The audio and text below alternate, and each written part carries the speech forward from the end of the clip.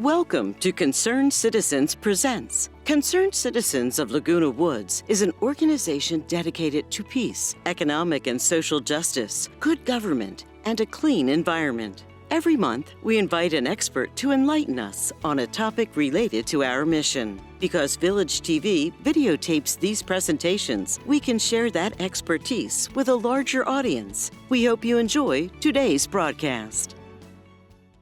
Good afternoon and welcome. My name is Ann Beltran and I'm the coordinator of today's event. It's heartening to see you here. What we love brings us together. In a spirit of affection and gratitude, we come together to honor our earth. Where would we be without her? Her existence gives us a home. Our home is gorgeous and full of wonders. It may be a tree outside your window, a little garden you tend, a walk by the village, by the beach, or a view of our planet from outer space that stirs us. There are stunning moments every day in the village. Let's take a few seconds and tap into our gratitude for our beautiful earth. Earth Day is a day of appreciation and respect, and also a day of acknowledging that we the humans have messed her up. It's a day to take responsibility for our actions. What is it that we here in this place at this time can do collectively and individually to accept that responsibility? Exploring that question is the purpose of this event. Our program today will be grounding the highest global goals for environmental sustainability in our own local actions, all the way to the individual level. First up in our program will be Dave Rice, President of the United Nations Association of Orange County. In his role, Dave works enthusiastically to promote the work of the United Nations through grassroots implementation of the Sustainable Development Goals established by the United Nations. He builds networks in OC to promote a project called the Sustainable Impact Alliance.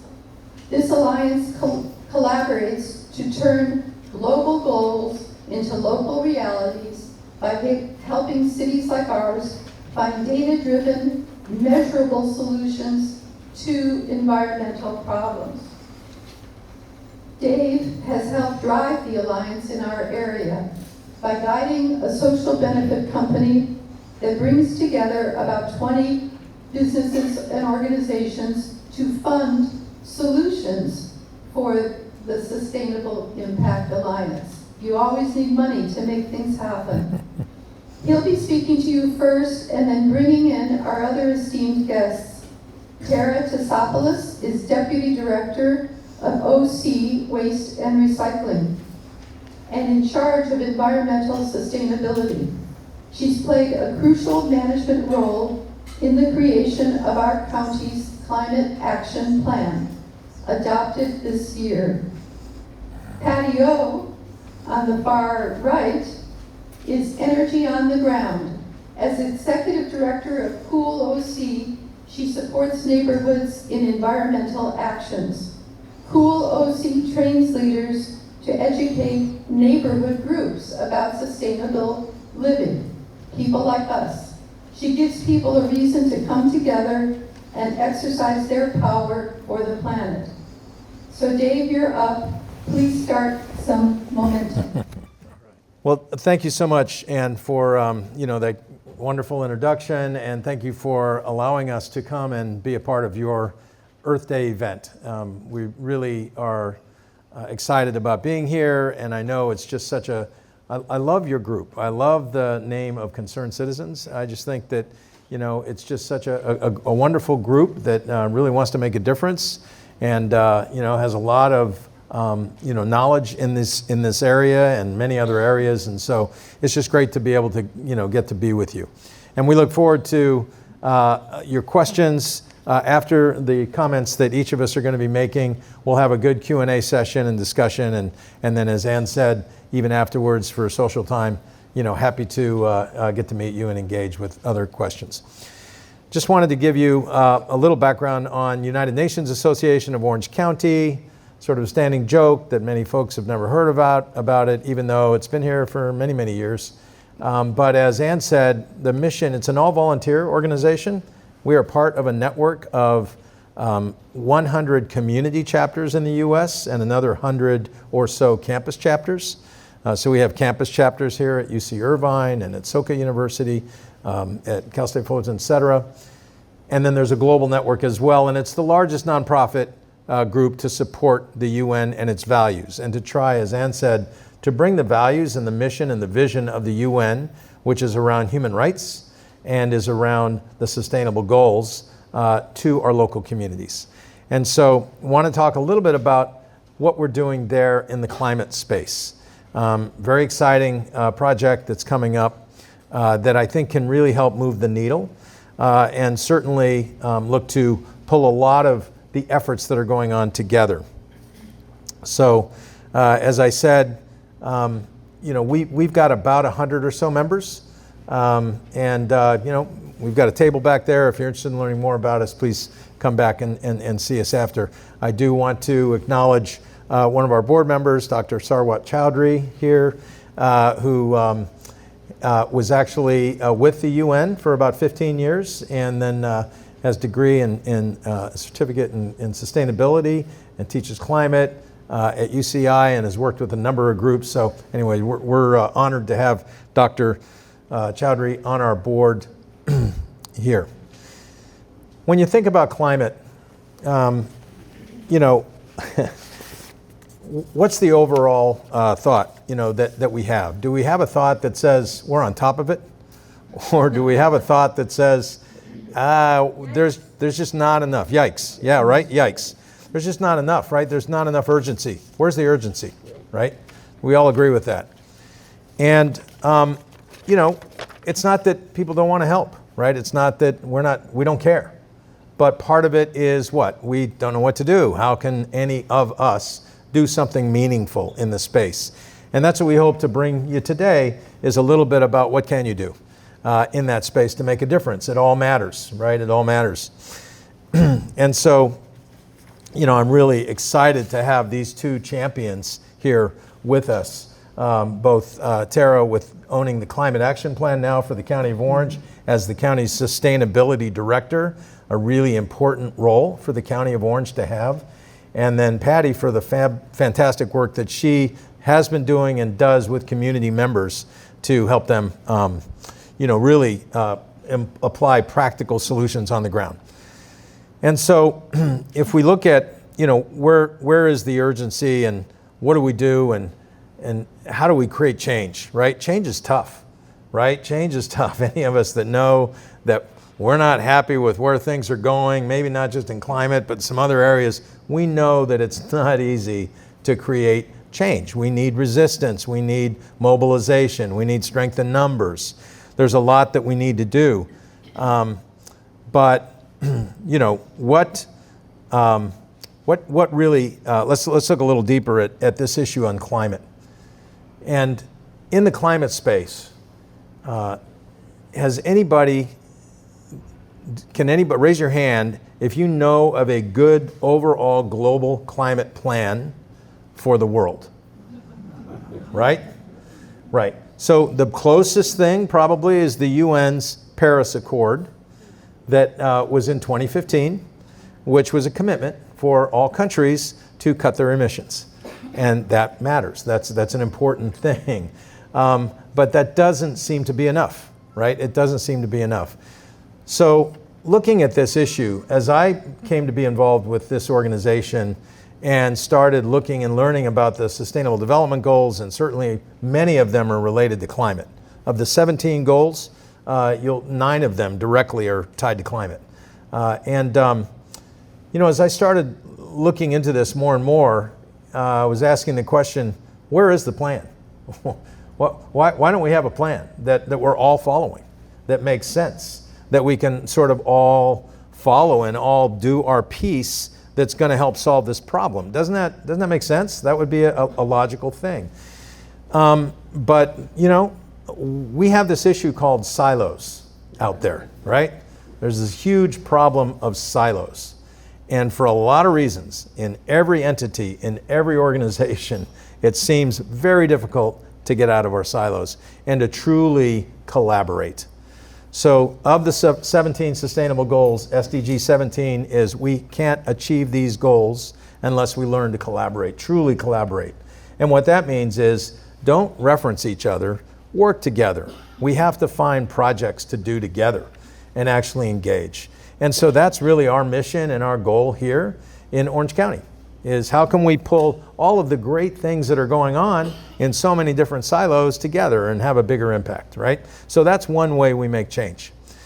You know, in the climate space, there's several people that have great plans. I will say that. One is, there's a book out called Speed and Scale. Anybody ever heard of Speed and Scale? It's a guy named John Doerr, D-O-E-R-R, who's the head of one of the largest venture capital firms in Silicon Valley called Kleiner Perkins. Okay, they've invested in and funded thousands of companies. And he's the CEO. And about 15 years ago, his daughter said to him, "What are you doing that really matters?" And he said, well, she goes, "Why aren't you in climate?" And so he pivoted to a very strong focus on climate. And they recently just gave $1 billion to Stanford University for their climate university to establish one. He wrote a book, though, as an engineer called Speed and Scale, where he looked at where are all the emissions coming from out there, in which industries, in which segments, and how much, and so forth, and has it very detailed. And then by the way, he's one of the, if you come from the business world, there's a concept called OKRs, Objectives and Key Results. He's the author of that, along with the former head of Intel. So he took that OKR approach to this and just said, well, what do we need to do to solve this? And created a plan, a really comprehensive climate plan that's in that book, Speed and Scale, to address all the emissions by segment, by industry segment. Transportation, steel and concrete, agriculture, etc. But has that been adopted? No. Why again? Money, egos, silos. We have one of the climate heroes is a gentleman named Johan Rockström. Anybody heard of Johan Rockström ever? Ooh, please Google that name. Please do, and go to YouTube, and you must watch some of his YouTube videos. Some of the best you'll ever see about what's going on with climate and where are we today. And he's got something there in Germany called the Potsdam Institute that is one of the leading research organizations in the world on climate. And they have, has anybody ever heard of the 9 planetary boundaries? 9 planetary boundaries, there's one back there, okay. 9 planetary boundaries is one of the best overall frameworks that exist out there to really understand what's going on with our climate, okay? It looks at 9 different areas that all matter and relate, starting with climate, but also looking at our ozone, looking at biodiversity, looking at ocean acidification, looking at all of these areas, and it says there's a boundary in each one of these that we have to be careful not to cross, because once we do, it could be maybe impossible to come back. And the sad reality right now is of those 9 boundaries, we've crossed 6 going on 7, and it's not great. So it's not a good story, but it's a very important framework to understand and to be able to talk to and communicate with others about all of these various things that all ultimately come together, in this interesting space. So these are the things that we need to do to create a movement. We need to promote education, awareness, and discussion, but also collaboration. And try to say, hey, how do we get the folks that are really moving the needle? Al Gore's group, right? Climate Reality Project, that should be a group. There's big groups out there that should be coming together to say, let's have a global plan and let's make it happen. Right? And start giving everybody some piece of the pie that what they can do on it.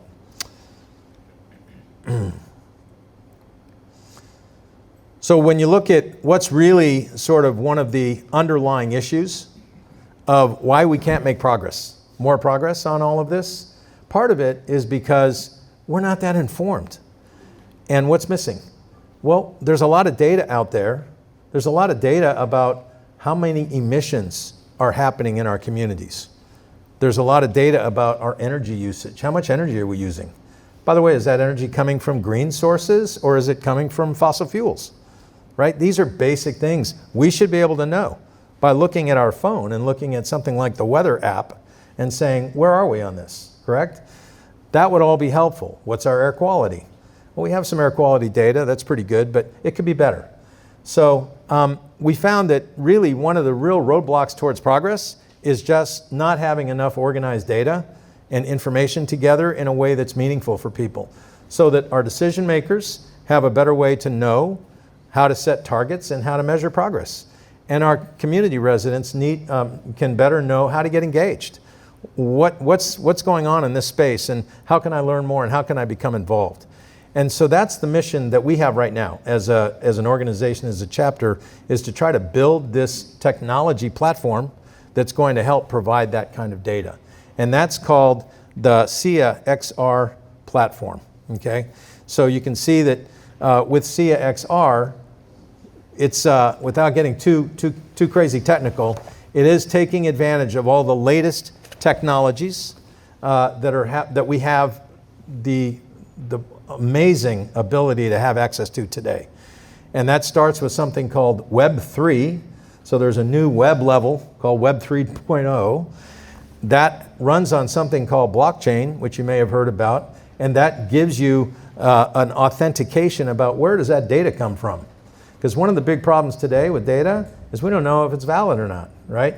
Blockchain can help. It can help authenticate the whole track of data from wherever it started and came from, all the way down the line. And then we've got all this AI and large language models happening, and we know, of course, there's huge problems and challenges with it, but at the same time, there's amazing upside. So if we can manage it properly, if we can have enough boundaries and guidelines, we can do something, but we definitely want to take advantage of that with all of the massive amounts of data out there and be able to use large language models and AI to work and help us all interface with that information in an effective way, just like we do with ChatGPT today, right? And so then the other piece is visualization. How do we visualize all of this information? We're used to seeing things in flat charts and graphs, and that's okay, but it's not great. And what we found is that you can really learn much, much more through movies and through visual form and through videos. And so everything's moving towards short-term videos, short-form videos out there. And with that, when you create those from real things or you create those through augmented realities, you can actually make something very, very meaningful and give a much better explanation and an understanding of a topic than what we've had before. So that's the technologies that we're bringing in to this whole platform, and that's very exciting. So when you look at the program in general, and this is last slide, but this is what the Sustainable Impact Alliance framework looks like. We need to have some leaders from our various segments that step up and own these issues, from academia, from government, from the business sector, and from the nonprofit sector. So we're looking to find those leaders who will step up and say, hey, I want to be part of this team that manages a lot of these priorities and a lot of our issues out here. When we look at the issues that we have in Orange County, climate's certainly a big one. We've got other ones too. Affordable housing's a pretty big one. Homelessness is there, mental health, right? There's a long list of issues, but they all need to be and can be addressed. And this model here you can see also says then let's get teams together that are focused teams focused on these issues. And let's have them cross-industry, right? So good things going on in a lot of groups. Let's organize pull them all together so that on each of these topics of healthcare and education and workforce development, we can actually have some synergy and actually have some real progress with some real targets that our leaders are setting for us. And that's all being driven by the SIA XR platform. So I will just say, if you'd like to learn more about this whole thing and about the SIA XR platform, please go to siaxr.org and check it out. And I think you'll be blown away about what you're seeing there. This is all real. We're just waiting for some final funding to make this happen. This is not ever going to be something that we ever want to charge anybody for. It needs to be free and available to all. And so that just is a funding issue, and we've got strong funding commitments that we're just waiting to get started on. So that's pretty much where that is. And with that, I'm going to turn it on over to Tara Tesopoulos. Thank you, Tara. And I'm Tara Tesopoulos. I'm very excited to be here. Thank you for hosting this. This is an amazing facility. I've never been here before either. And I'm like, when am I going to move in? Because this is like pretty, you guys have a good thing going, I'm just going to say. But I'm the Deputy Director of Sustainability. My position is in OC Waste and Recycling, your landfill trash folk, but my job oversees all 22 departments of the county. So our climate action plan, people do get a little confused, so I want to clarify, it's not just related to waste, it's related to all sectors. So I joined the county in 2024, huge blessing for me. I was the first sustainability officer ever hired to Orange County. So we are making progress by the mere fact that we decided that this was something worth investing money in. So there is good news on the horizon. Maybe 20 years ago when I started out, I would have said it would never happen in Orange County. There's been a lot of change for the better, for the positive. I'll say that my whole position was actually created through Supervisor Foley's office and through Supervisor Sarmiento's office. This was a huge issue for them. And so happy to be here in what I know they call the fabulous 5th District with you all today. So my job when I was hired was to create a climate action plan. So in case you're unfamiliar, there is a state mandate, it's called under the 2022 scoping plan, that we are all to be net zero by the year 2045. That is a lofty goal, but it is the goal that has been set by our governor. So here we are. So we needed to create a plan for our county that got to zero, and basically we did a backtracking to figure out what milestones we needed to do and what measures we needed to get there. Knowing we are a very diverse county politically, we wanted to make sure that our whole board was supportive of the route and direction that we were going. We did hold 30, 40 plus public meetings and workshops to see what the community was interested in and to try to hear from all the different sectors, Orange County Business Council, Builders Industry, you name it. We have met with them at some point or another, SoCal Leadership Council. We brought what we called just a preliminary draft to our board in September of 2024 to get their direction on whether we're going the right way. They said yes, which was great, and they told us, gave us the direction and the funds to move on. And as Ann mentioned, we're beyond elated that February 24th, 2026, yes, that day will forever be in infamy for me, they did unanimously approve the cap. So that was huge for this. We're very excited. I just want to go over what we talk about. This is a terrible slide, so I apologize. I have no graphics ability. But when we talk about our inventory, we are talking about our municipal inventory, meaning what we as a county have control over, which is a lot more than you would think, and it's a lot more than I thought when I took this job. We have over 800 structures, buildings, you name it, we have them all over the county. We have John Wayne Airport, as you may know. We own and operate John Wayne Airport. We own and operate the Irvine Zoo. We own and operate the Dana Point Harbor. We have close to now over 20,000 employees. We have now, this slide is actually a little old, 5,000 vehicles. We've got your sheriffs, we've got your emergency response, we've got your waste, we've got vehicles, you see the logos. Those are our vehicles. And we have 3 active landfills. Orange County is the only county, I believe, in the state that runs and operates their own landfills. And when we say active, it means they are still accepting waste. We have 20 inactive landfills all over Orange County, which means we are still responsible for those landfills. They are forever emitting gas, landfill gas. No way to say it. And what I like to remind you all, don't take offense. It's not our trash, it's your trash too. And so we do take the hit in our greenhouse gas inventory because we own the landfills. This is why, I don't know if this is going to shock anyone, of our entire municipal inventory, the landfills are about 88% of our emissions. 50% of landfill gas is methane. So there are ways to capture it. We are doing everything we can.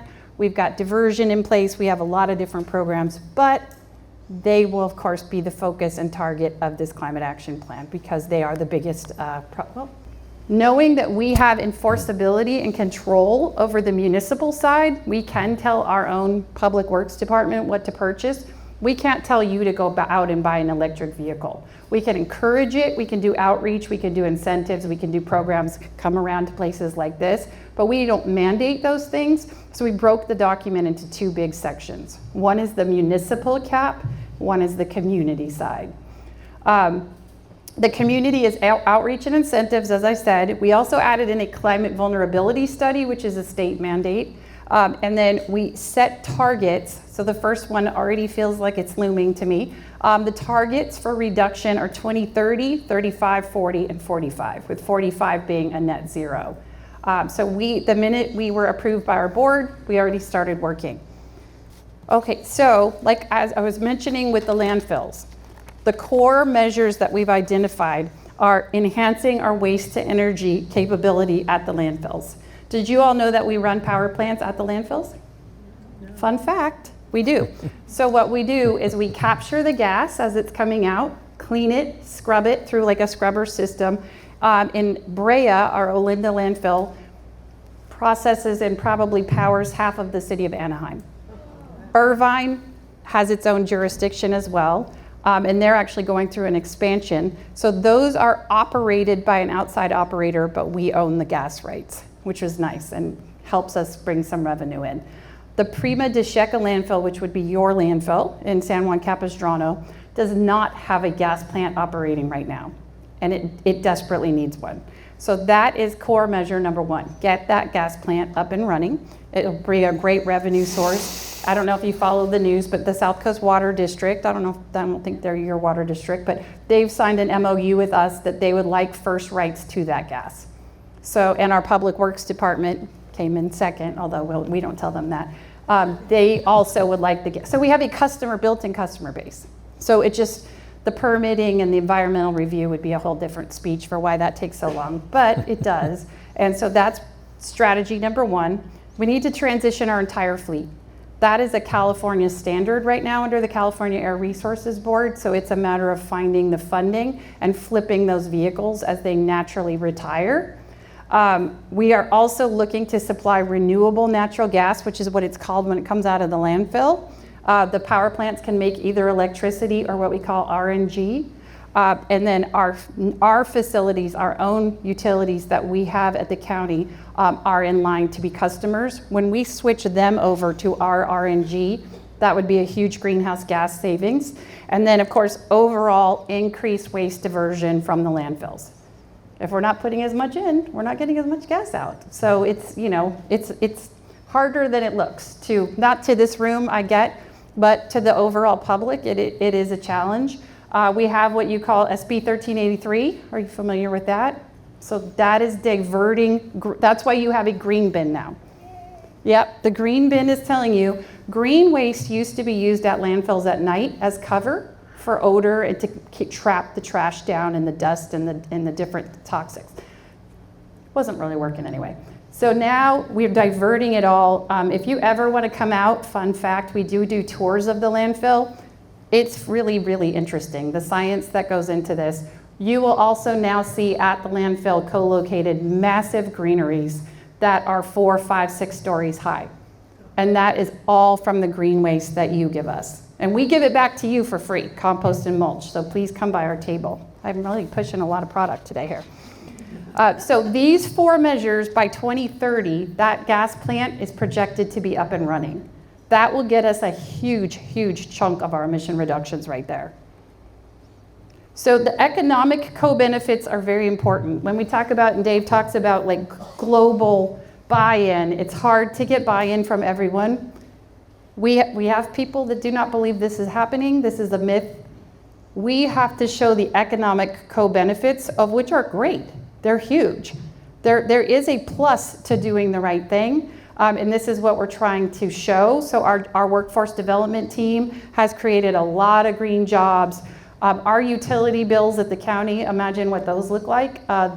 We have just single buildings that are 50, 60, 70,000 a month. So if we could get those converted over, it would be paying for itself. The gas plant will pay for itself and then some to cover the rest of our expenses. And as I mentioned with the EJ, environmental justice communities, this will help us with grant competitiveness because now we can tie it back. A lot of grants in the state of California will literally say, do you have a climate action plan? So any little box we can check that makes us 1 millimeter more competitive, we're gonna do it. So this brings me to, if you follow politics, and I'm sure you do, you know that we don't have a lot of federal funding opportunities right now in the world of climate change. At the time that the transition occurred in administrations, we had about 5 federal grants pending and they were all canceled. So, and to put one grant together, I'll tell you, is about 40 to 60 hours. So to lose all of those hurt, but at the same time, I don't know if you're familiar with Proposition 4.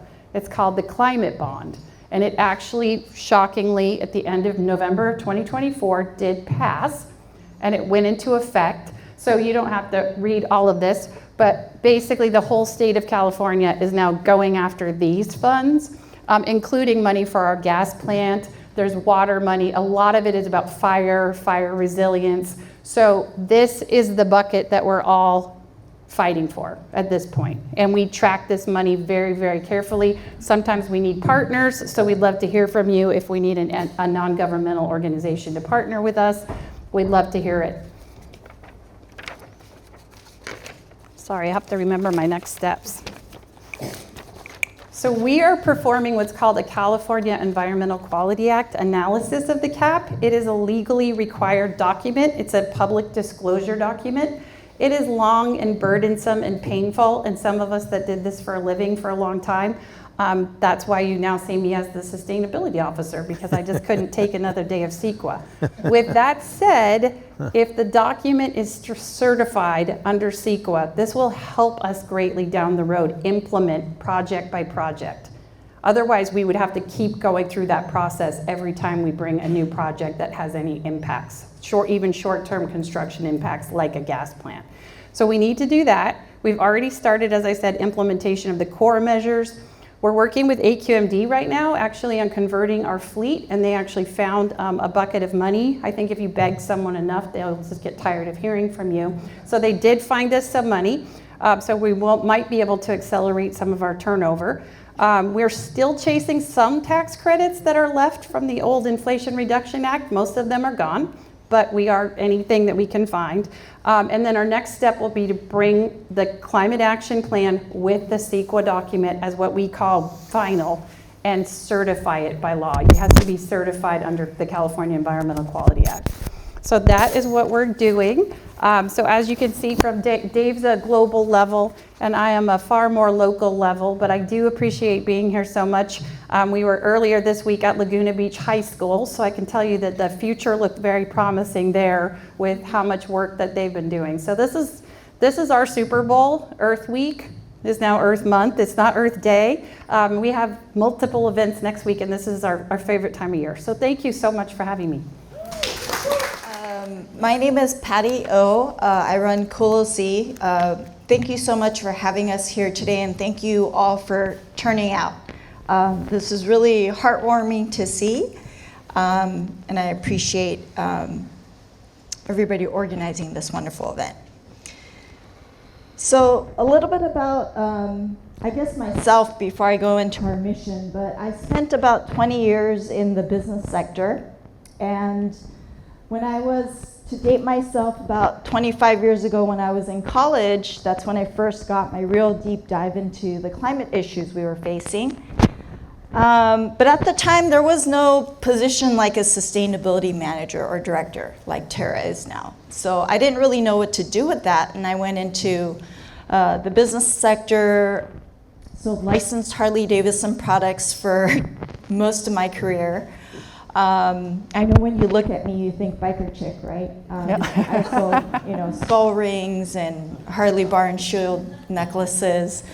And that was good for a while. I got to see a lot of the U.S., met a lot of wonderful people, but, you get to a certain point and you're just like, this really just isn't very fulfilling for me anymore.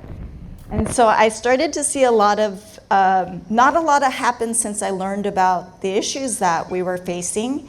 And I started to get a little concerned for my kids' future. And so I started volunteering, advocating, plugging into local groups.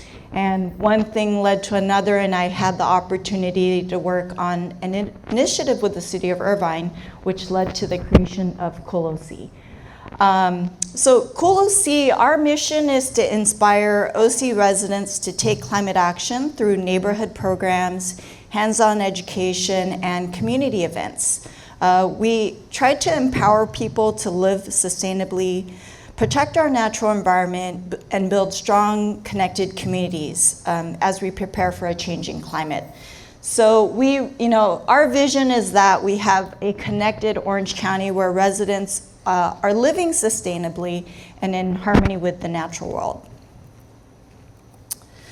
So, as Tara mentioned, those of us in climate are experiencing a little bit of whiplash, right? We went from having incredible support, an amazing amount of investment into climate change mitigation, and then to a lot of that being rolled back. And so this is something that I found a little bit encouraging, and it kind of takes us back to Cool OC's mission, that when the rules meant to protect the planet are stripped away, the responsibility doesn't disappear, it moves closer to home. Every yard, every garden, every patch of soil, every home becomes a quiet decision about the future. Steward your home like it matters, because right now it matters more than ever. So I think we forget that a lot of times we have a lot more ability to affect local policy than we realize. When Tara's team was working on the climate action plan, as she mentioned, they had multiple workshops where the community could come in, learn about it, and provide their feedback. And that was a great opportunity for us to express what was important to us. And her team did as much as they could to incorporate that feedback and to guide the climate action plan. Local government and communities can sometimes react faster and mobilize quicker. And we have the opportunity to affect those decisions. So the program that we started with was the Cool Block program, and we train neighborhood leaders to lead local sustainability groups with their neighbors. And they meet a few times and talk about key sustainability issues. We provide the whole curriculum. It could cover anything from waste reduction to keep trash out of Tara's landfill, I'm going to call it, Okay. to energy efficiency, water stewardship, eating local and green, a number of topics. And the group is there meant to create community, because you notice, we're getting more and more isolated. And part of that feeling of community is climate action, right? And it's also climate resilience, because if there's an emergency, your first line of defense is your neighbor, right? They're going to be there before emergency crews can get there. So we really try to promote community, community concern, watching out for your neighbors, and together they go on this journey to learn about sustainable living. So we started with that, and then we expanded into other programs. We did other workshops on, sustainable landscapes, composting. We've done guided hikes to bring people closer to nature, to appreciate the natural world, to really promote that feeling of wanting to protect it by feeling connected to it. We partner with cities, water districts, waste haulers. We try to do what Dave mentioned and not work in a silo. And actually, we know each other because we work together a lot. So anytime we can increase our impact by partnering with, whether it's a faith community, other nonprofits, other community leaders, we try to do that. And we've also dealt with other special topics as opportunities come up. All of our events are centered around community building, and that's why I love what you all are doing here. This is a great example of bringing the community around a very important topic. We run an annual eco fair. This is our 5th year running it. We have about 30 partners that come out and help us educate the community on different sustainability initiatives and practices. This year we're going to be at Mike Ward Park June 13th. Other things that we do to promote sustainable diets is vegan cook-offs. You know, animal agriculture is a big use of resources, deforestation, so we talk about how incorporating more plant-based meals into our diet can be a very sustainable practice. And those are very popular because, you know, climate doesn't have to be all very technical or boring. You know, it can also be very fun. And who doesn't like to try new foods? And we had a wonderful volunteer bake some examples in the back that you all should try. Sometimes it's just a little substitution of an animal product like butter with something else that can just make the shift. And a lot of what we talk about is what is good for us is often good for the environment, right? Eating more plants is better for our health, and it's less impact on the environment. So we always like to look for win-win solutions in climate solutions. Another event that's been very popular is talking about a circular economy. And we've been running these repair cafes where volunteers volunteer their skills and services, whether it's clothes mending, bike maintenance, knife sharpening, jewelry repair, fixing small appliances like toys or things like that. A lot of things aren't really made to be fixed nowadays, but we still do our best effort. And at our last event, you know, I think the team was able to repair about 60 items, and that includes knives that were sharpened. So that's been a lot of fun.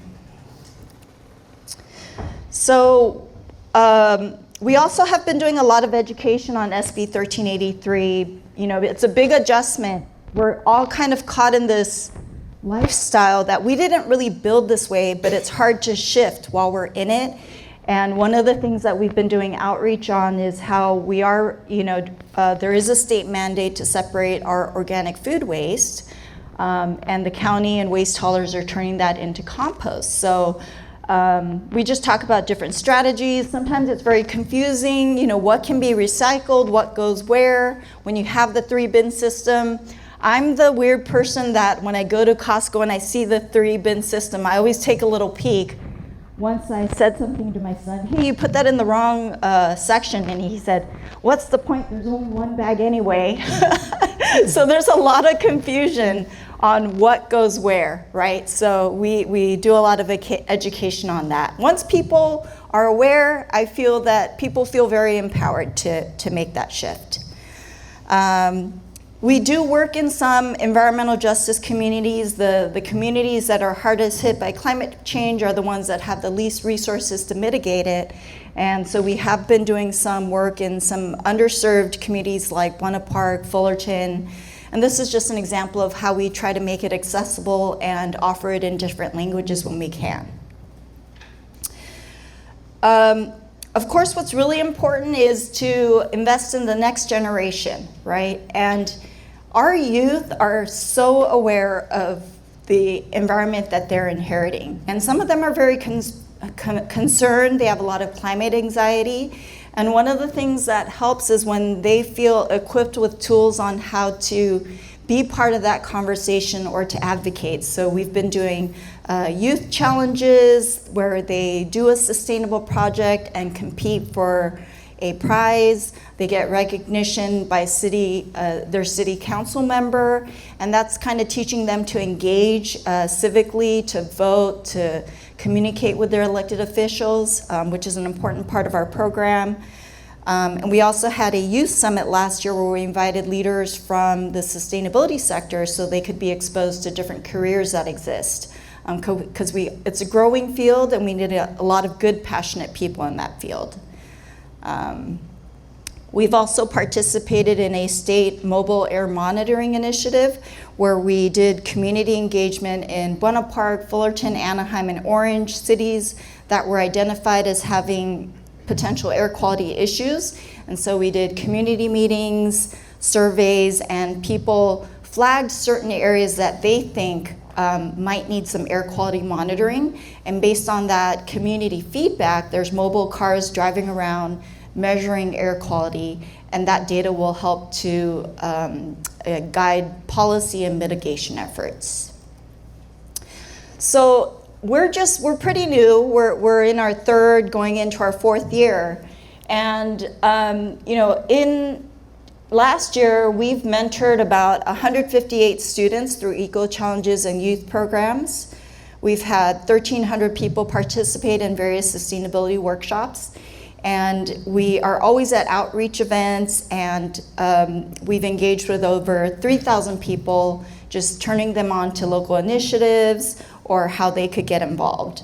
So we're small, but I like to say mighty. So that's just some pictures of some of our activities. So I would just say that all of this started because I just had a passion for the environment, and that would be my challenge to you all. No matter how small, I started with a small action, right? And I just pursued that passion. At times it's not easy because it's not an easy sector to be in right now, but what really helps us is when we see people like you all come out, show that you're concerned for the environment. And so there's no single solution, and it does take effort, but there are meaningful ways that each of us can contribute. And that's different for each of us, right? There's no like, we should do this, we should do that. I think what makes it easiest is if you start with what you're interested in and what you're passionate about, then it doesn't feel like a chore. What we're seeing now is a lot of the practical on the ground solutions are happening at the local level, the cities, community groups, and nonprofits. And when you plug into those groups, it really helps us increase our impact. And we can't do this work without your participation. So we appreciate you all showing up. And I would just leave it for a call to, work together to leave the earth better for our kids, our grandkids, the future, right? There's a Native American or indigenous saying that we're just borrowing the earth from future generations, and let's give it back to them the best we can. Thank you for your time. My question is about the methane gas that you say it emits through your landfills. Mm-hmm. What I may have missed it, you may have mentioned it, but can you please go over that again? What do you do with that methane gas? Sure. So landfill gas, it's just part of the actual decomposition process. So landfill gas, and it comes out, unfortunately, in perpetuity, which is why when I say we have to monitor and control those 20 inactive sites, it's because the gas does not stop coming out. It will start going down, but it won't stop coming out. So we have power plants on the site. We also have wellheads. We also have collection devices. We are a heavily regulated industry. But the way to keep the emissions out the best is to capture the gas, which is what we do. It goes through a scrubber, and it goes directly to the power plant that is on that site, and it is in turn converted to electricity. But the project in Irvine, which is why I encourage you to come and see it, that is actually in the process of expanding and will be half electricity, half renewable natural gas, which is amazing, which is huge. I don't know if anyone else in California, I'm sure somebody does, but it's very new technology. And the nice part with that is as the market shifts and demand for electricity goes up or down, or gases go up or down in the price, they can shift the production. So ultimately, that is what we are trying to build in San Juan Capistrano.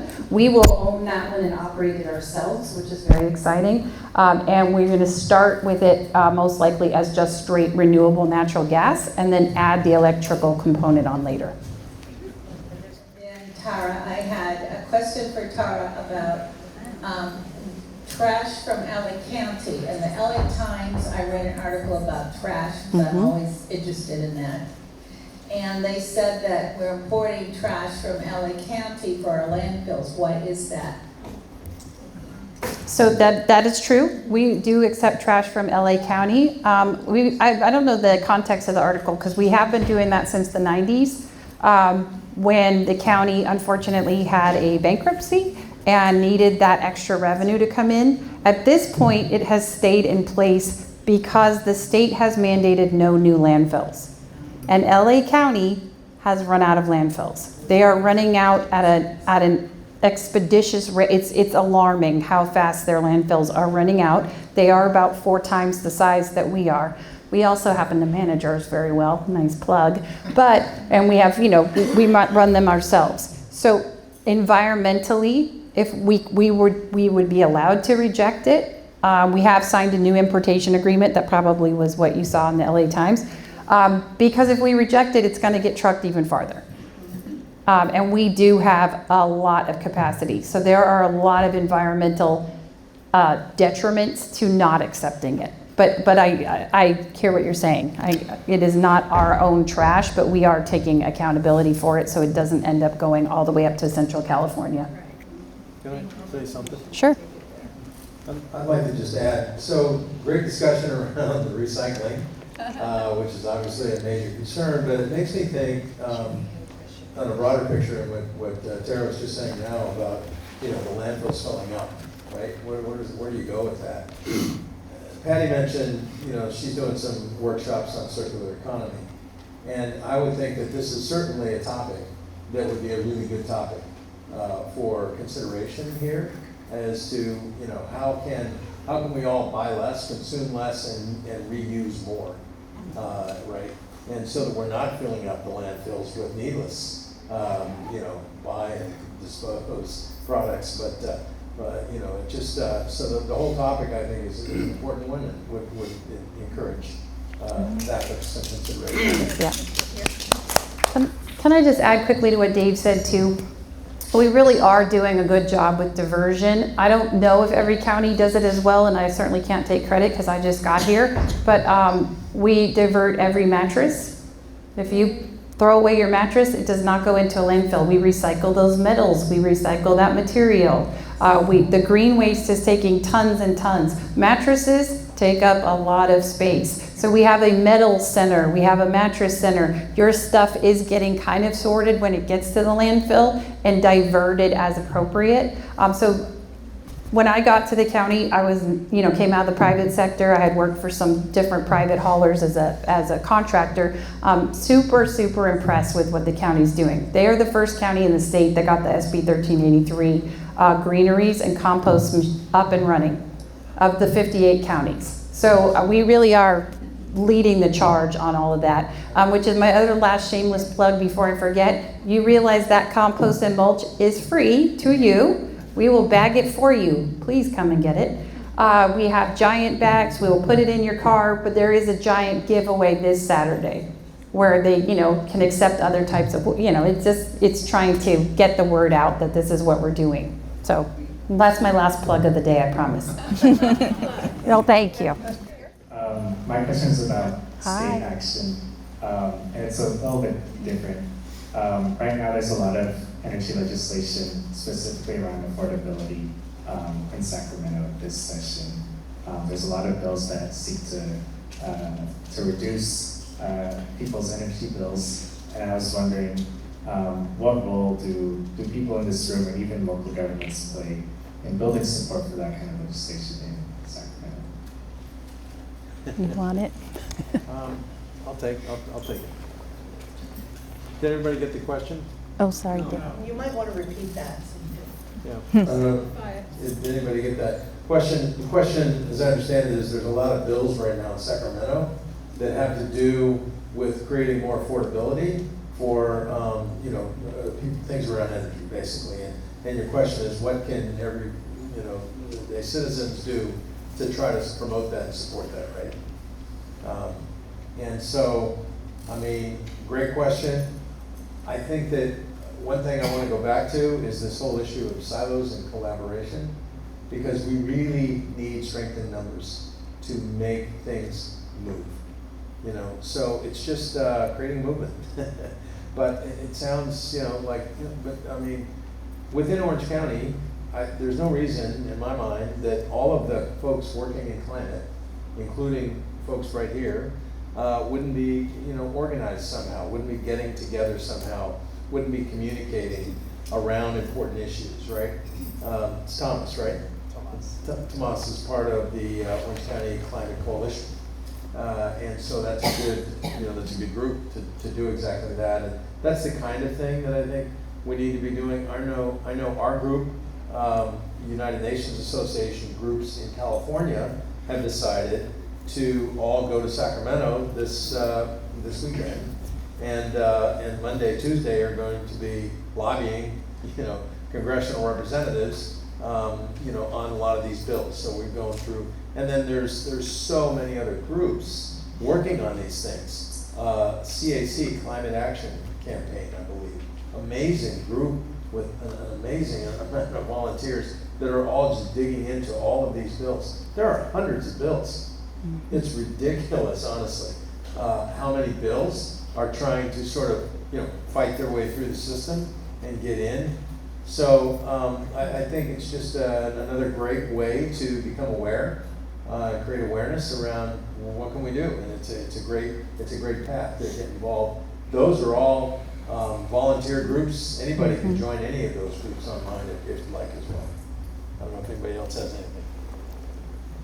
I would say, Tomas, and I'm sure you know this, that our county has a big legislative affairs department, so I thankfully don't have to sift through. It's hundreds and hundreds of bills, and then they'll change them and tweak them, and then you have your May revise, and then you have your final. We do go up and lobby as a county. What we say is our Board of Supervisors sets the policies, we implement. So when they decide to take a position, which every month we do a support and opposition item. If you've ever never seen one of our Board of Supervisors meetings, they're very interesting, and that's a monthly item. I've been sent with the groups. Orange County has a lobbying weekend, or 3 days in March. I did go up to lobby for Prop 4 at the direction of our board, and that's the only time I've been. But on a personal level, doesn't mean you all can't, if you see a bill that means something to you, can't write to that councilman, assemblyman, your local government, and try to get support for it. I'm just going to kind of add on to what Dave said. Sometimes the policy gets to be a little daunting to understand, and they're so numerous and so technical and so detailed. And so I follow certain organizations like Climate Action Campaign that kind of break it down into action items, sign this form letter, California Environmental Voters. There's a lot of organizations that specialize in that stuff, so I don't have to dig into it. And then I just kind of, tag on to whatever effort that they're doing. But what I do see a lot is that there's such a big dichotomy right now between the big corporations that it's just creating a real inequitable system, right? And that's kind of what, it's really difficult to fight some of those big giants, but that's where we kind of all have to pay attention and be engaged. Otherwise, our voices are never going to be heard. Our issues are not going to be paid attention to, and that big gap is just going to continue to exist. And the California energy issue is definitely one to pay attention to, because I don't know if you've noticed, like my bill is going up every month, so yeah, definitely pay attention and get involved.